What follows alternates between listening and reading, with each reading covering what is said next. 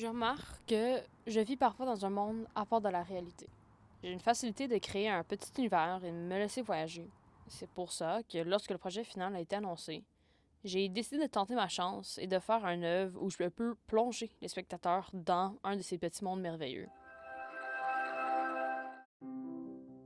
Dans le fond, j'ai besoin d'un sujet qui m'interpelle pour concevoir des œuvres régulièrement ludiques qui se tirent d'expériences personnelles pour me permettre de créer et même renforcer des liens sociaux.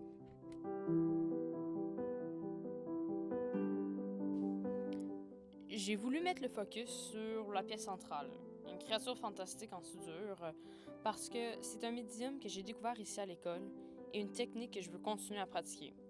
Même, mes œuvres en soudure sont mes préférées de mon parcours scolaire.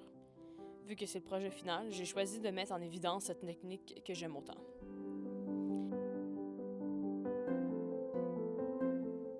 Les deux autres œuvres créent ensemble le cadre qui englobe mon projet. Elles fonctionnent comme la bordure entre mon imagination et la réalité.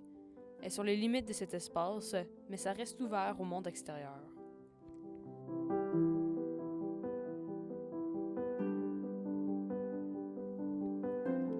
Si j'avais à tirer de l'inspiration d'artistes, ça serait de la part de Matt Wilson et par Caspar David Friedrich.